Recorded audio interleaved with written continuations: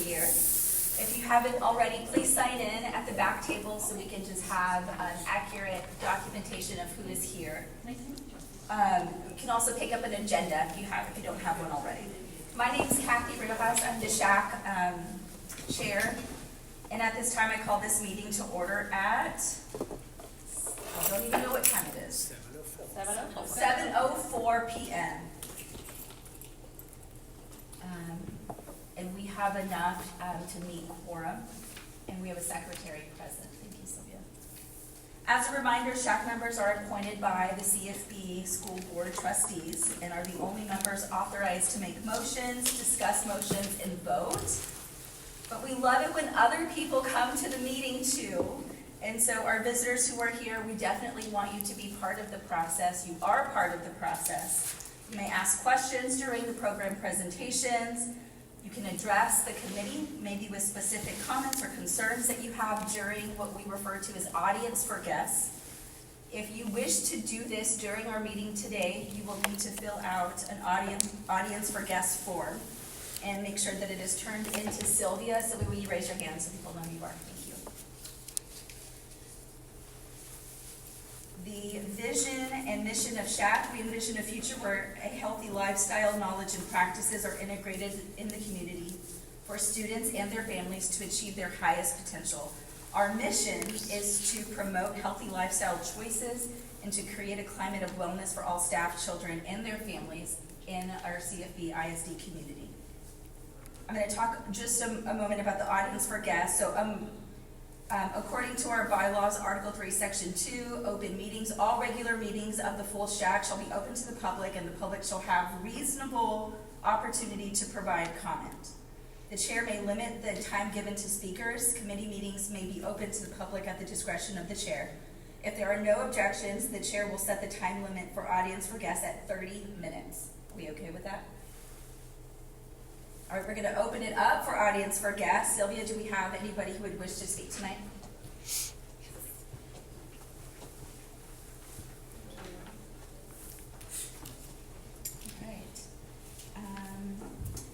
All right. Eliza? Am I saying that correctly? Yes. Yeah, how about that? Yes. I am right up. Wow. Sandra, does this work? Yes. This work? Okay. Do you feel comfortable talking into this? Yeah. Perfect. Okay, I'm going to go sit down and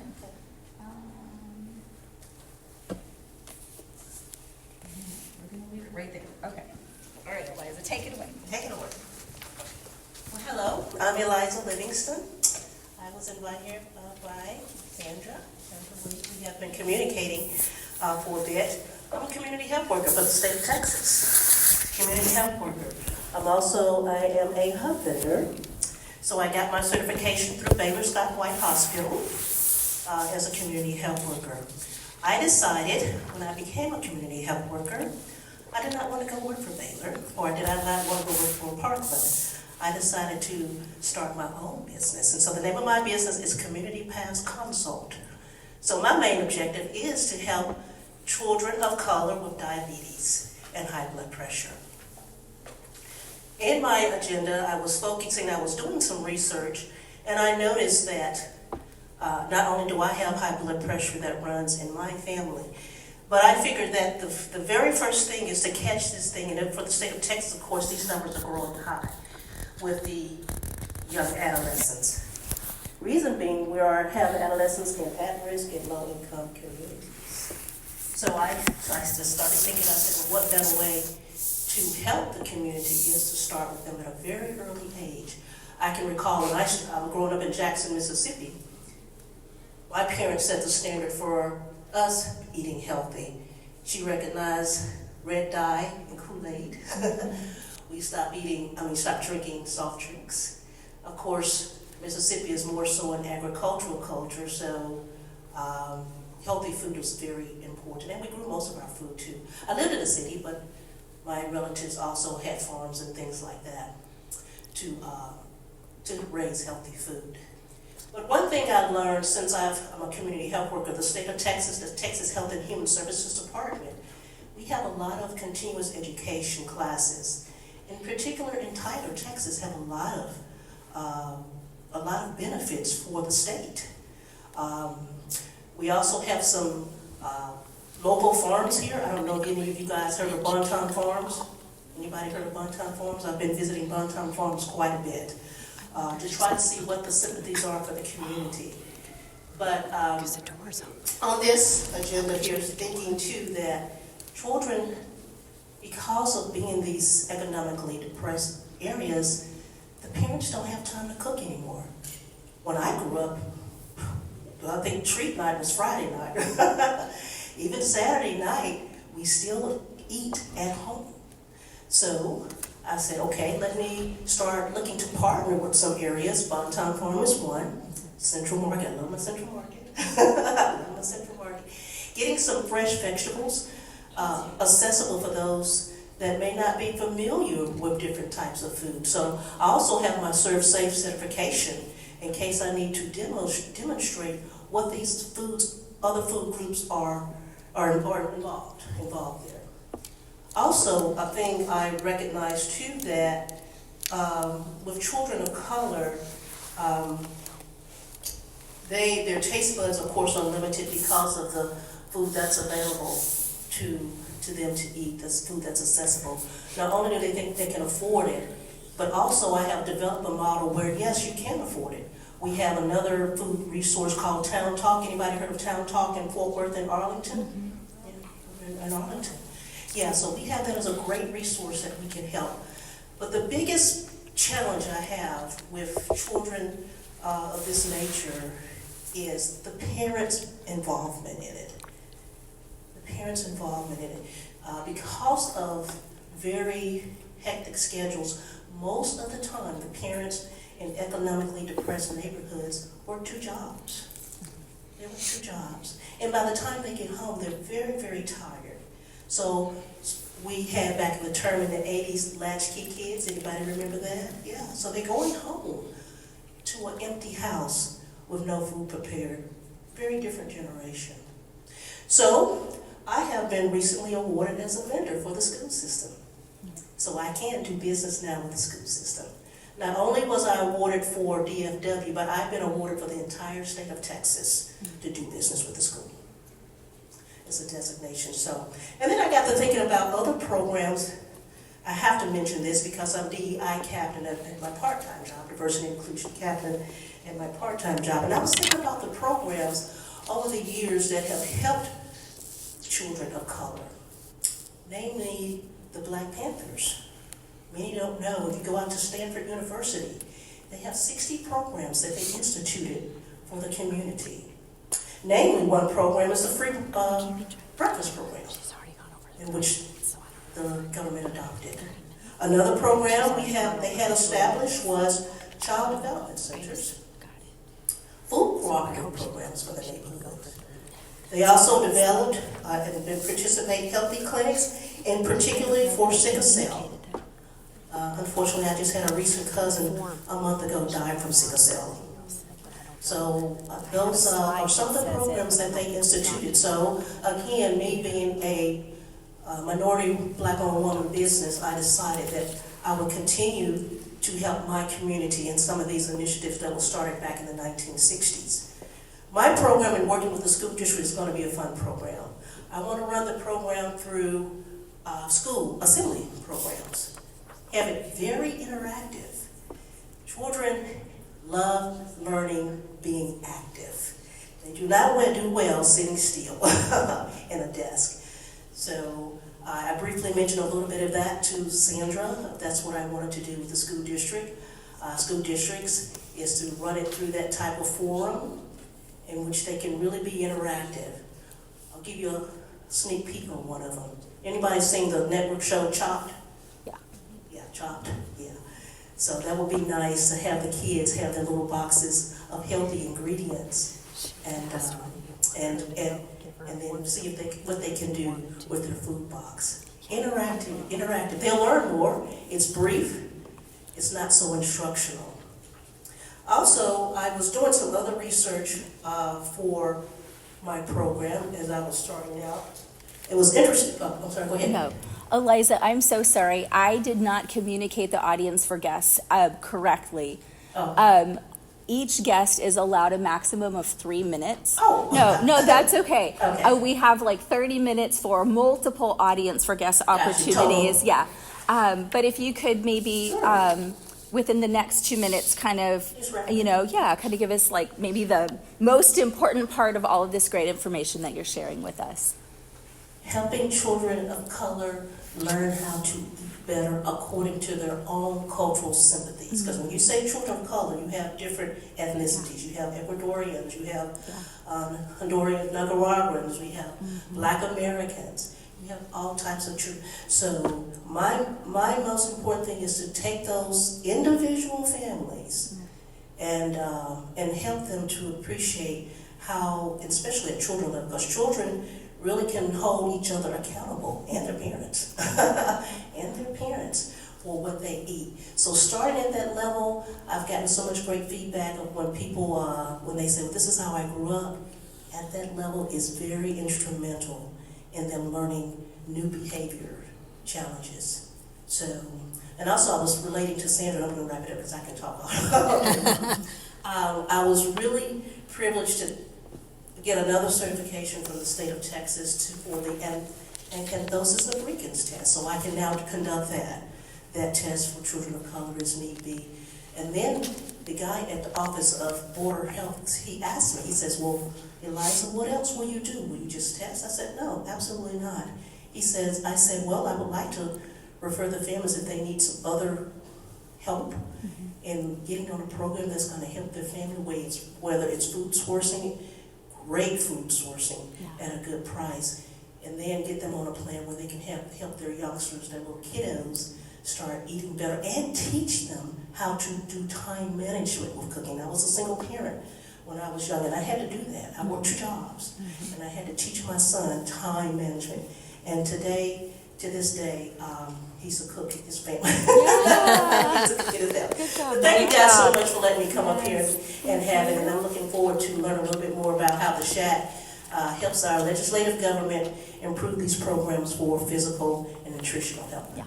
Thank you, Eliza. Thank you, Eliza. I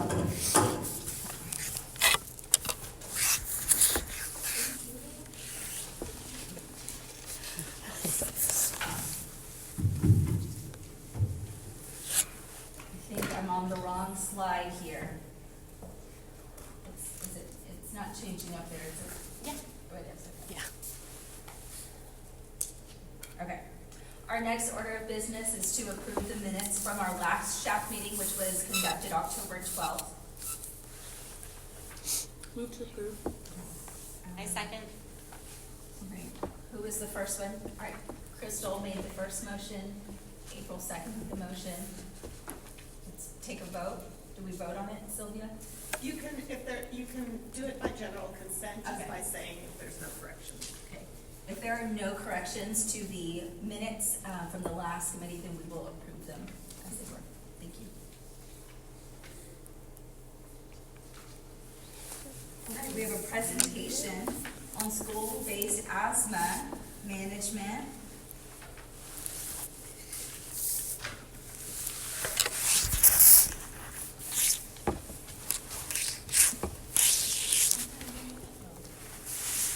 Everyone hear me?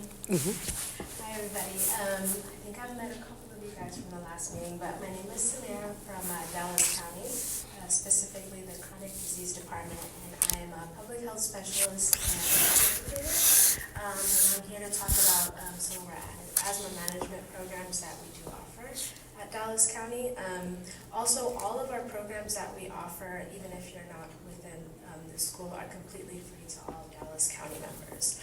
So if anyone's interested in any of the specific programs that we have to offer, please let me know.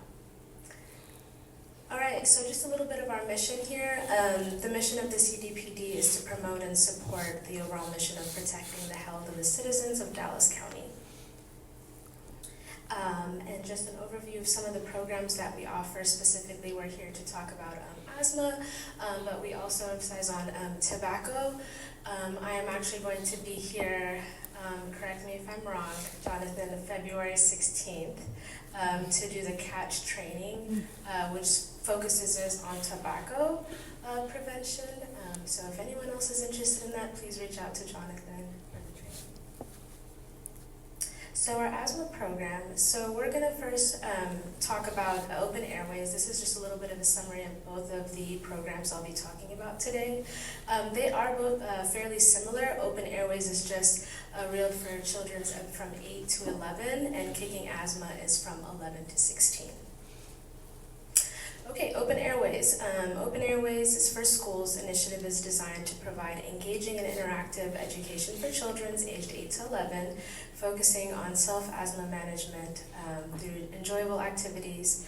The program aims to empower children with asthma by teaching them to recognize symptoms, avoid triggers, and take control of their health decisions. I also do want to let you know that there are a couple of nurses within Carrollton ISD that are already trained, and I know it's been a while. I believe it was last summer, so this might just be a summary for some of you, or for anybody. All right. So some of the benefits for schools. Why is this program really important? It reduces absence, fewer asthma emergencies. It enhances classroom performance, greater student involvement in physical activities, cost-effective program, which Dallas County covers the cost, and then access to resources and assistance provided by the American Lung Associations. Benefits for parents: increased asthma knowledge and self-confidence for parents or children, improved communities about asthma with the child, and then fewer asthma emergencies to navigate for their child. Also improved classroom performances for their child. And actually, let me,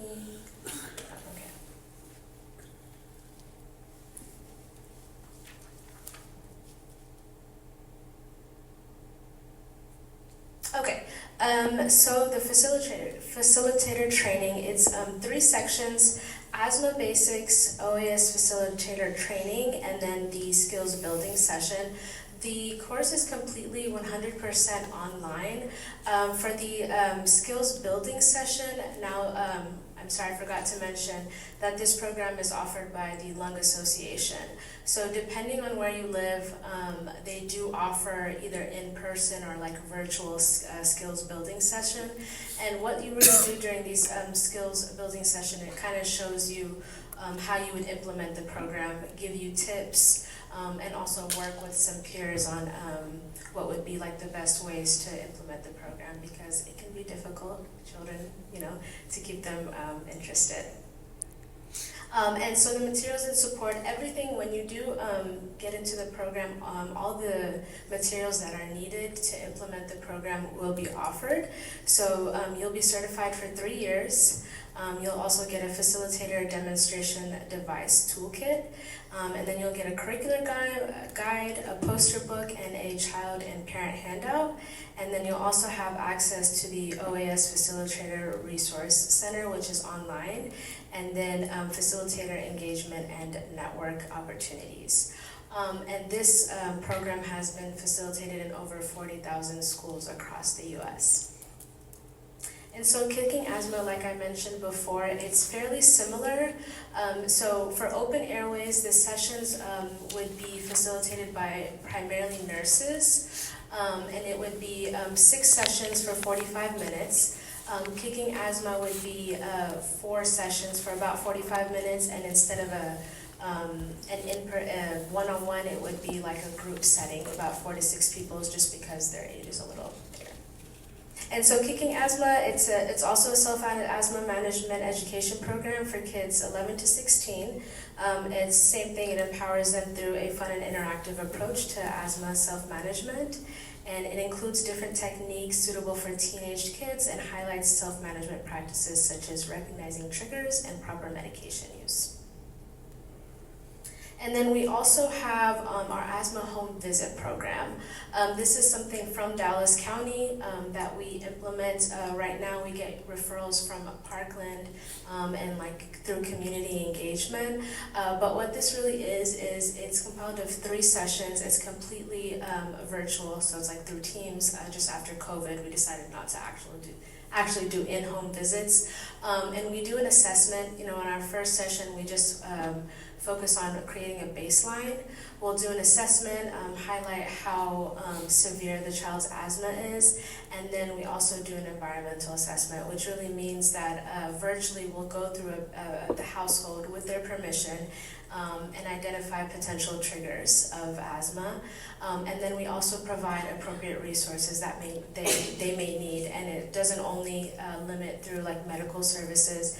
It could be housing, because at the end of the day, if your environment is not safe, no matter what type of education or medication you receive, then it won't change. So yeah, 3-session visits, and we also provide assess family social needs. And that is pretty much it. I'm going to provide you our contact information here. That is our main line, and they would be more than happy to direct you to my line. I am the coordinator for the asthma program, so any questions that you may have, please reach out to us. Or if you have any questions about our other programs, such as diabetes, tobacco, nutrition education, you can also reach out to us. Thank you.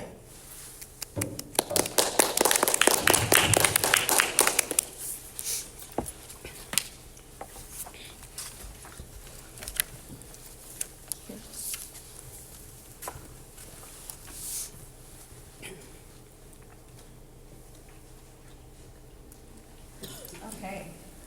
Our next order of business is going to be us discussing and voting on the recommendations from the mental health,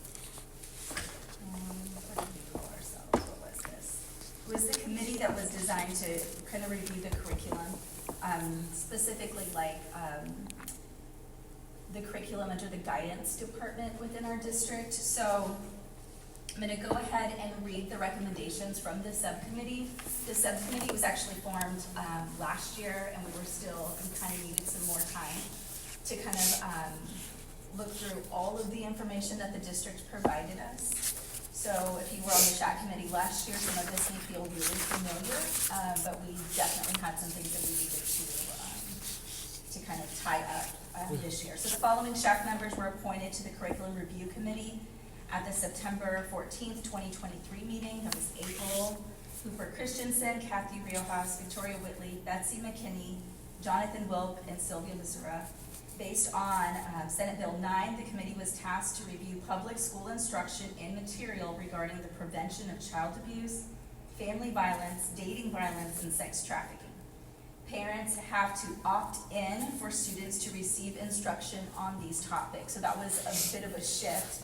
It used to be an opt-out program, so if parents did not want their children to receive instruction on these topics, they just opted out. That's since changed. Now it's an opt-in, so parents have to give permission in order for their children to be in the room when instruction on these topics are given. So the committee reviewed the curriculum provided by the counseling and athletic departments. We met on October 23rd and again on February 5th for a discussion and a vote, and the curriculum committee is recommending that the SHAC approve the following curriculum. These are all of the lessons that we went through to discuss and look at. So you'll see that we looked at curriculum starting as early from kindergarten. You'll see on this first slide, we've got kindergarten, first grade, second grade, third, fourth, fifth, sixth, seventh, eighth, ninth, and they all had to do with personal safety. You take a look at the additional notes column up on the slide, you'll kind of get an idea about what was the goal or the objective of that particular lesson. So you'll notice like it addresses maybe child abuse prevention, or it might address domestic violence, dating violence, and trafficking. We see this progression as students get older, that the curriculum is addressing age-appropriate and developmentally appropriate topics. Second slide, you'll notice we're, still in the kind of high school. We start back again in kindergarten. So you see those personal safety lessons that we took a look at from grades 10 through 12. And then we start looking again at grades kindergarten through 4th when we're talking about digital citizenship and personal boundaries.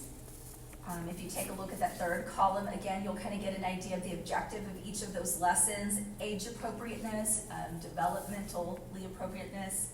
You'll also take a look at maybe where these lessons were coming from.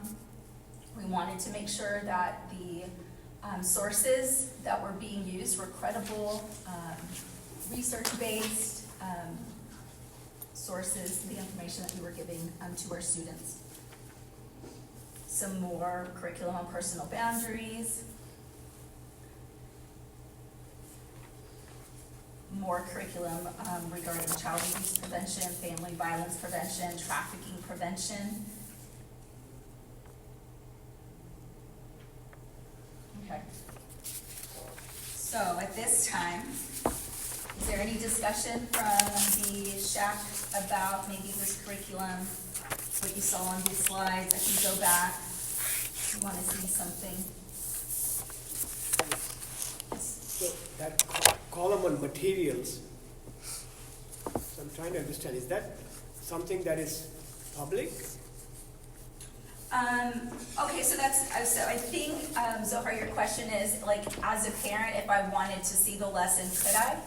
Yeah, the slide deck, the video, the script, yeah, is that Yeah. something? It's my understanding that if a parent wants to see it, they absolutely can. So that you would need to contact, maybe the guidance counselor at that specific campus. Because these are opt-in lessons, parents are notified, you might get like, the district will notify you in advance when these lessons will be conducted, because you literally have to give your permission in order for your child to be in the room when they're doing these lessons. So are these lessons consistent around the whole state of Texas, or are they specific to district, or to the instructor, he wants to choose what slide and what videos? Yeah, that's a good question. So, based on, and other committee members, if you have more input, feel free to kind of also answer these questions.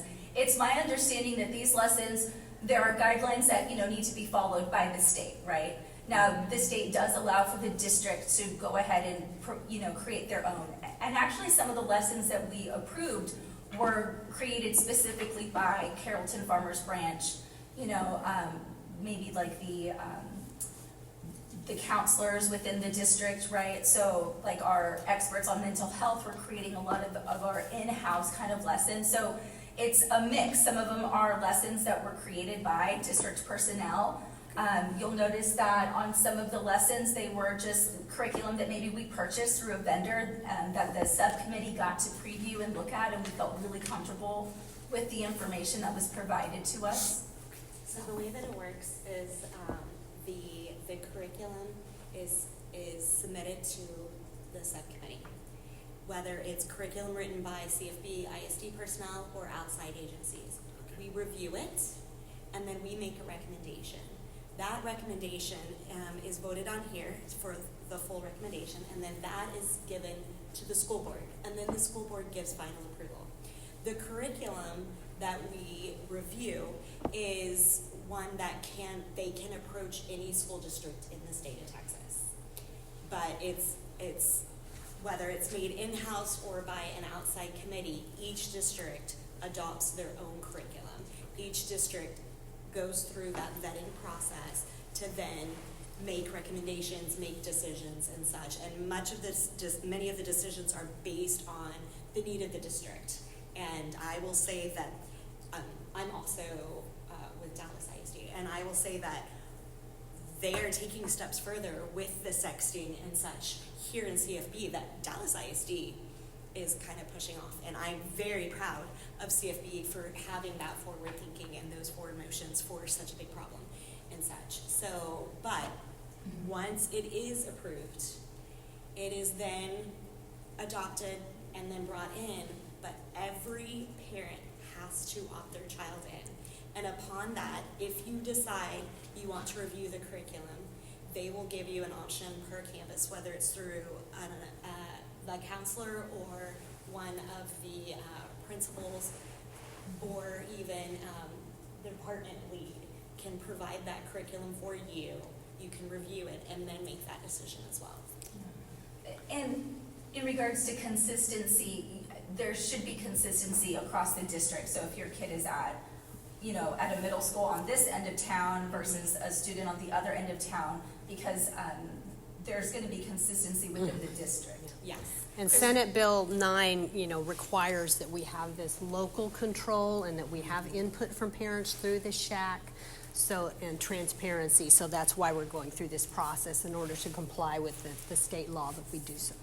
But then again, it must be also specific to middle schools and high school. They are different age It groups. has Yes. to be Right, age so that's why appropriate. they've Yes. looked at that age-appropriate And that piece to make is very sure. important. So Senate Bill 9 is affected across the whole state, and there's state standards that have to be met, which is called the TEKS. And then per district, it's what you choose to adopt that's the best fit for your climate, for your kids, for your families. And that's where this vetting process with the whole group and then the recommendations being presented before the board come in. So these counseling and. I did, sorry. Sorry, I'm sorry, I didn't. Go ahead. No, I've already spoken enough, go ahead. So is the opt-in option, was that a legislative decision that we have to? Unfortunately, That's what I thought. yes.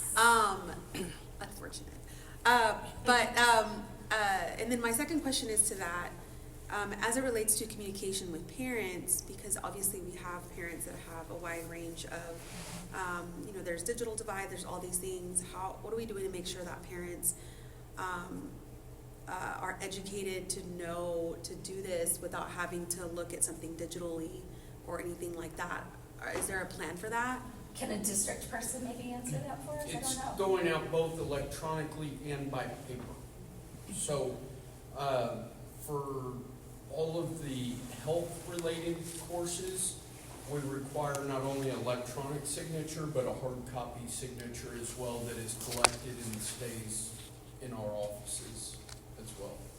Yeah, but for the actual opting in part, it's gonna be sent via whatever digital platforms we have, as well as the, It goes out electronically through like Parent Square, things along those lines, but then there's also another hard copy that is sent home with the students that are related to the health programs. I don't know how the counseling department is handling their part. Yes, for the counseling department, it is included in the online enrollment paperwork for each student. So when parents re-enroll their students for the next school year, that they have to do that online.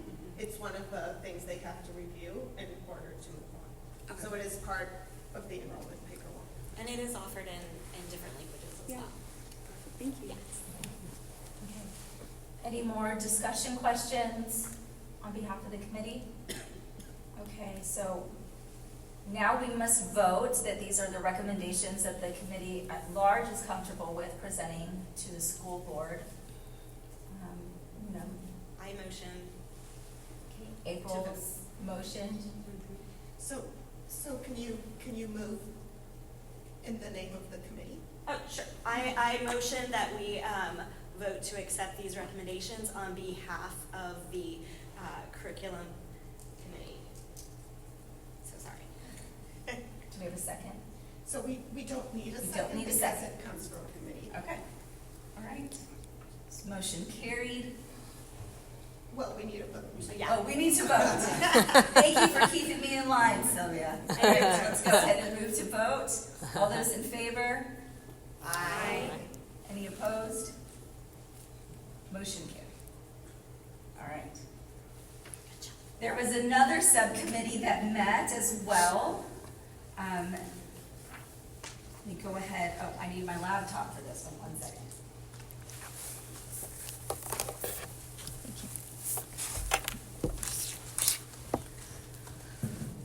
The second subcommittee that met had a much different objective. This one was to look at physical activity and fitness planning in the district. I'm going to pull up my notes here. The following SHAC members volunteered to be part of the Physical Activity and Fitness Planning Committee in September 2023. The members were Kathy Riojas, Victoria Whitley, Callie Taylor, Zohar Hormal, and Crystal Latana. On behalf of the district, Sandra Leak, Jonathan Wilk, and Michael Ramirez provided the subcommittee information related to physical education and fitness district policies and offerings. And the goal of the subcommittee was to provide recommendations that could potentially increase or improve physical education and fitness opportunities within the district. So that's what we were looking at. How can we increase and how can we improve what we're already doing? And so the committee met January 30th to discuss and offer recommendations. The recommendations were approved by the subcommittee on February 6th, and the following are the recommendations the subcommittee would like to propose. Now, what's kind of posted up here are smaller blurbs. I'm going to read from the notes that I have that maybe expand a little bit, and then we'll kind of move to discussion, and then we'll also take a vote on these. So the first one is, we propose that the district send out a survey to students at the secondary level that would capture student data about physical education courses students would want to see offered at their campuses. Capturing student data would allow for the district to identify the ways in which students want to increase their physical activity and fitness. So if the goal of this subcommittee was to increase physical activity, I think it was actually Crystal who proposed this in our subcommittee meeting, like, let's just ask the kids what they want. Like, if we want to see them moving more, if we want maybe to see higher levels of engagement, you know, what are the kinds of things that might be of interest to them? So we were thinking at the secondary level specifically for that. The second recommendation is that we propose that the district consider a summer physical activity and fitness challenge, maybe something similar to like a reading challenge over the summer that promotes physical activity when school is not in session. And this came out of a discussion. Crystal, in her work with Children's Hospital, had gone to a conference where another community had done something really similar to this. Crystal, do you mind talking about it a little bit? Yeah, so it was another school district that actually, as part of their health equity plan, to make sure that physical activity during the summer progressed, because they had a high a number of obesity in their kids. And so they did a step challenge. And so they got a donation. Obviously ours can look different. They got a donation for like Fitbit type things for the kids. And then it also, what it did is it encouraged the parents, because they're not gonna let their kid go walk out by themselves. So then it actually encouraged the parents to walk with them.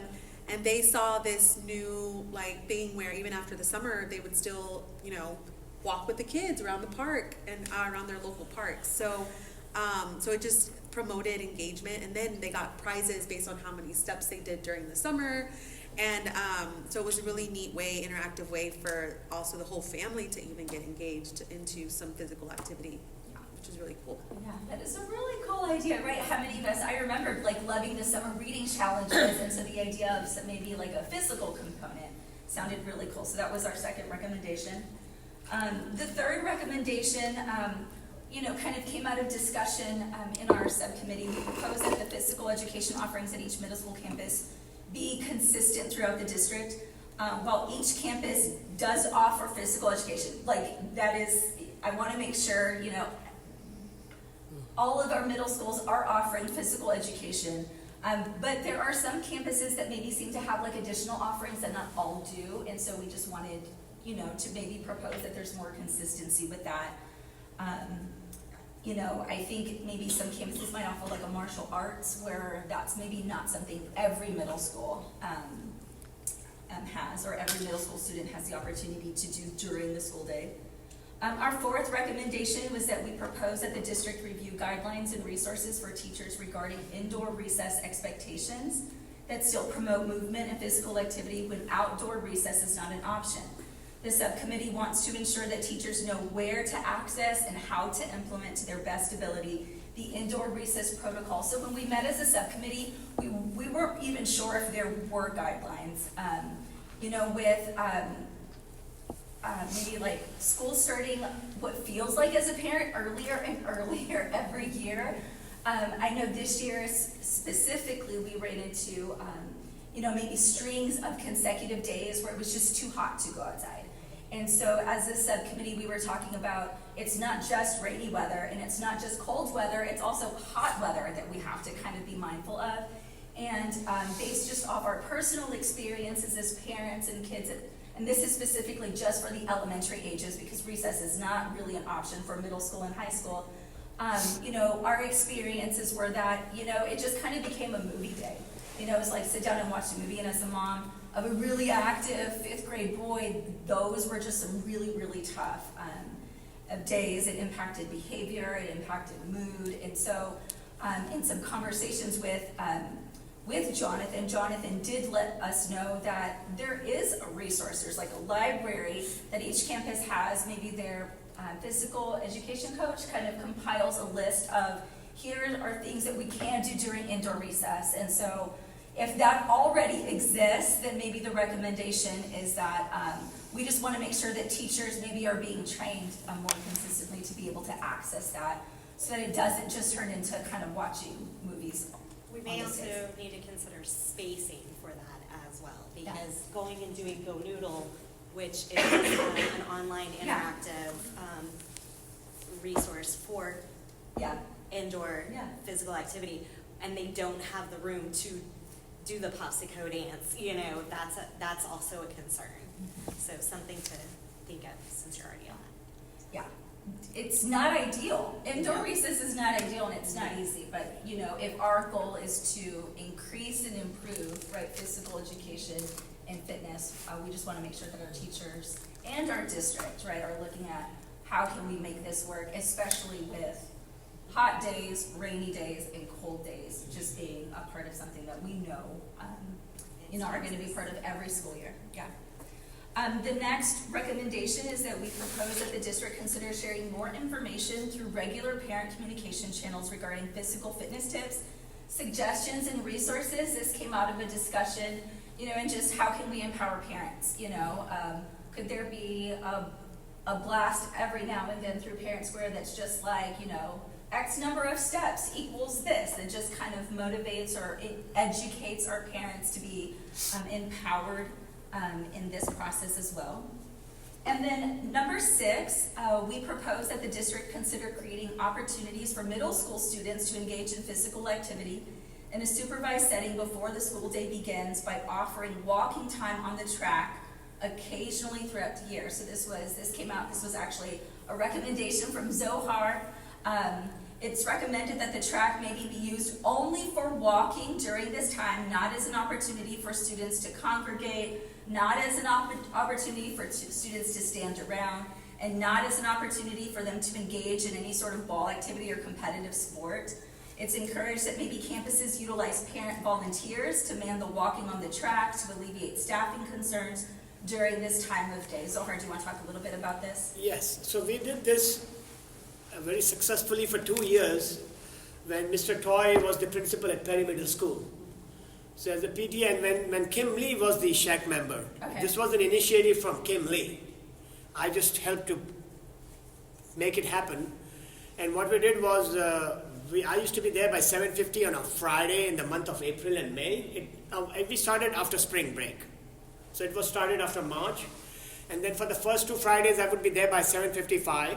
And then in the cafeteria of Perry, the old Perry Middle School, there used to be a bunch of kids talking but doing nothing. And some of these kids have been dropped by the parents at 7:20. Sure. And they're just sitting on the chair and they're doing nothing. So we provided an opportunity that it is an opt-in. The kids can come to that old track, and then we had one parent at one gate and the other one at the other side, so that they don't step out of the track. And then no ball games, because it starts with 2 boys and then it becomes 20. Yeah. It doesn't. So we made sure no soccer, no football, and then they just don't form a circle and start exchanging things. So we learned, and then on the 3rd week so on the first 2 weeks I had to announce, okay, anybody wants to come to the track, you're welcome. But on the 3rd Friday, I had to just go and stand at the door, and there was a stampede of kids trying to go to the track. They were just thrilled to have this opportunity without spending a dime. The school did not have to spend a dime. No substitute teachers needed. And then instead of 2, we had 3 parents sometimes walking. What did they do with their backpacks and such? So we kept it right over there at that human gate. There is a little gate, and they just there was a paved with mortar and cement. There was a place where they could keep their bags. We were not supervising the bags, but yes, we used to make sure that, and we never had any issue for 2 years. That means there was never any back problem. And then some of the kids would be tired in 30 minutes, 20 minutes, and they were free to go whenever they wanted to. There was go back into the school building? Yeah, so some of them would just come for 10, 20 minutes. Some of them would hang around for 45 minutes. Some of them would join later. And And then one or 2 weeks, I took all those small water bottles with me, just in case if somebody wants to grab a water bottle, they could. And it was a nice opportunity. And when they're walking on the track together 1 or 2 rounds, and those are the bonds that they develop that they will remember for the next 40 years. They might even make a friend for the next 40 years, right? In the cafeteria, when they're talking, it's too much loud voice. And this did not cost the school a dime. We did not use any staffing from the school. It was just the faith between the PTA and Mr. Toy who entrusted us to do this. Yeah, very cool. Those are the 6 recommendations that the subcommittee came up with. Discussion from the SHAC committee? Questions? Comments? I have a question on number 4. Okay.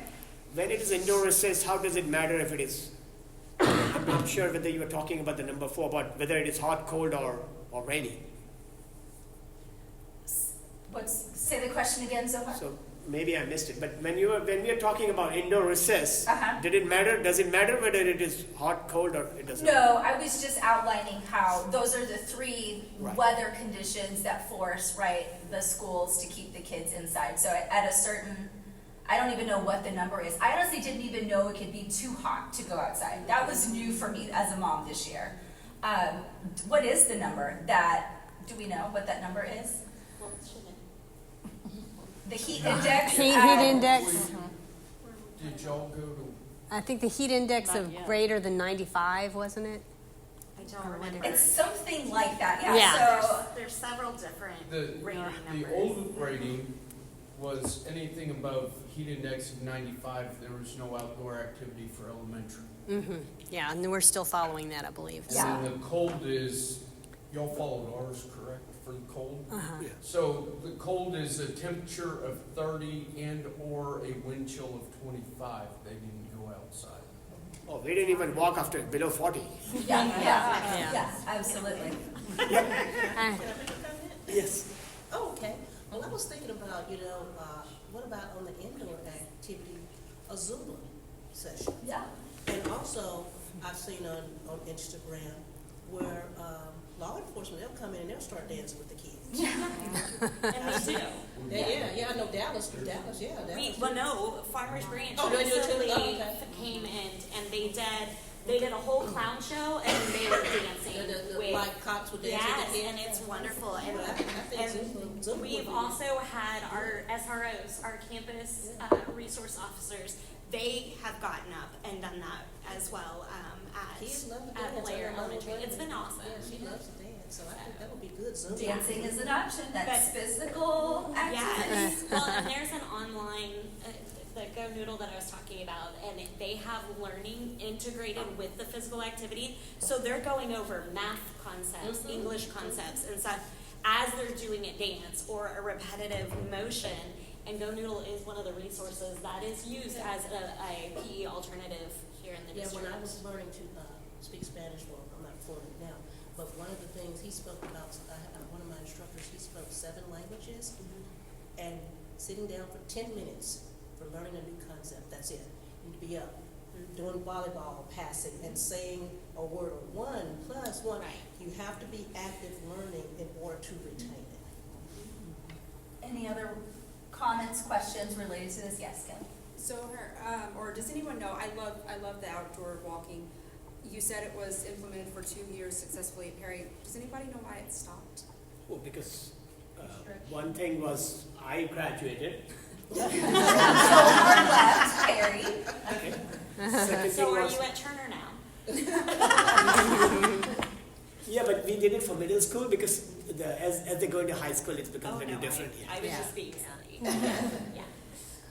So it can be done, and I do want to do it. And I think when the principal when Dewitt Perry Middle School posted about 1 week ago, the principal posted about the new track, and then I commented about walking, and she said she is going to consider doing this spring. So maybe I'll get back to her, and I am available if you have a child in middle school. I am available to be that one parent who will show up on Friday morning. And I'll have one at Blaylock next year. And I'll have one at Fields. We live by Penn, but we're going to Fields. But the thing is that the principal has to work with us, and the principal, and then we sometimes that 7th and 8th graders, if they have a competing sport with a new track, then we'll have to figure out a way to do this. Anything is doable my brains can figure out a way as long as the principal is workable. Wonderful. Thank you. Any other questions? All right, we're gonna go ahead and move this. We need somebody to maybe make a motion. I was going to say I'm not on the committee, but I'll motion for us to accept these recommendations. Yeah, if you move it, we do need a second, So but you can do that. All right, April You want a second? made a No, motion. Who would like to second? Kelly Taylor, second. Thank you. We're gonna vote on this. All those in favor, say aye. Aye. Any opposed? Motion carries. And I believe that was our last order of business on our agenda, so I'm going to conclude this meeting at 7:54 p.m.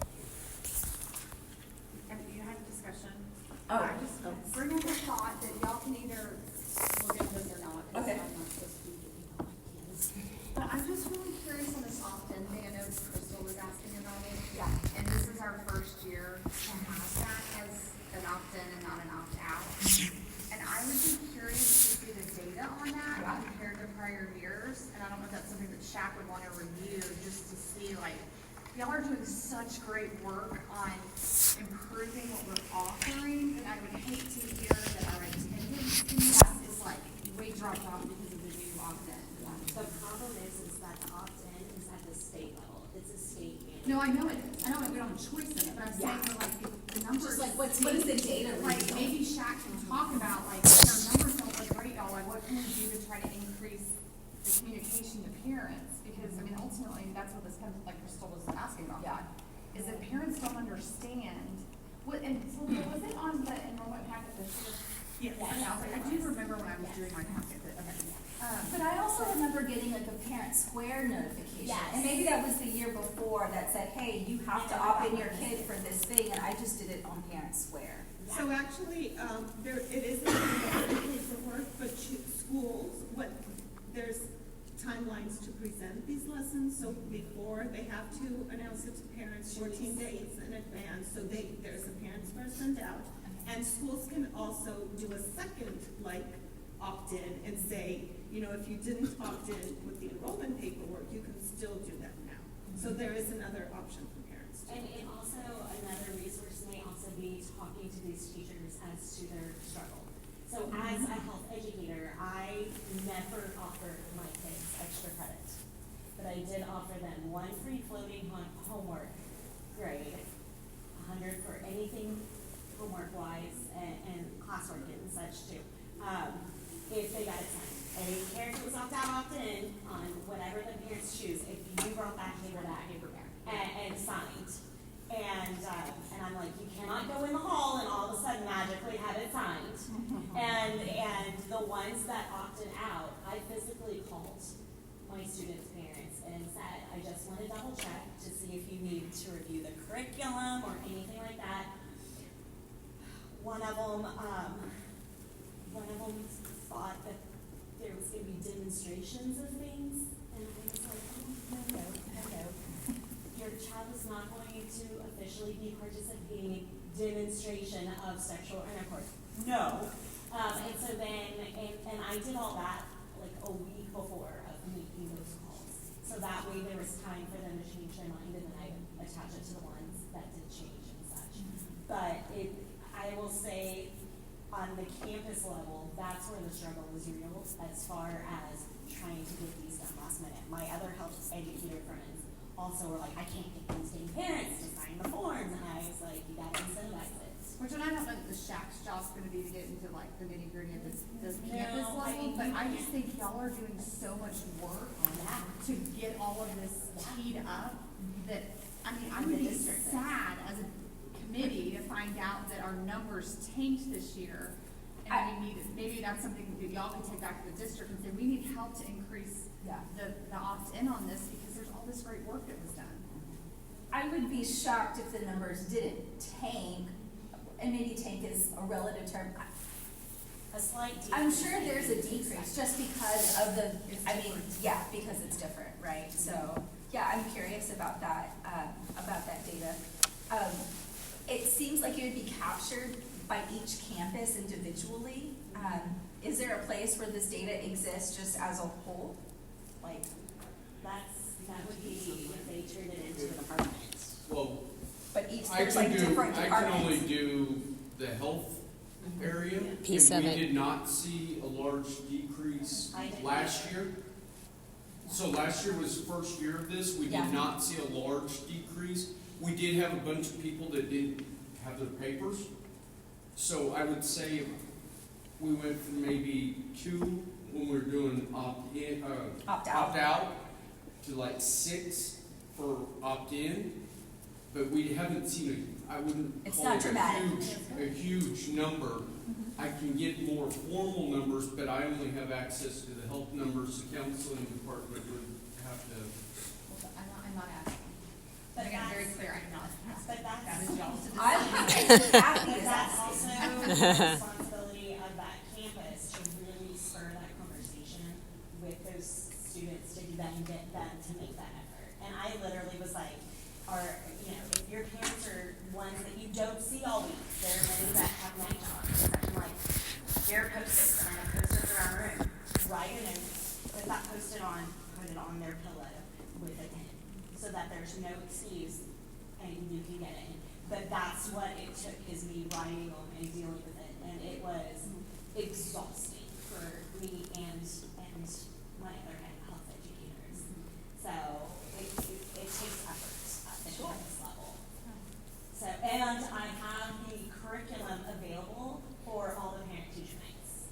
So when we have parent conferences, and I'm meeting with parents, okay, this is our class curriculum, this is our SP9 curriculum, and this is our sexual health curriculum.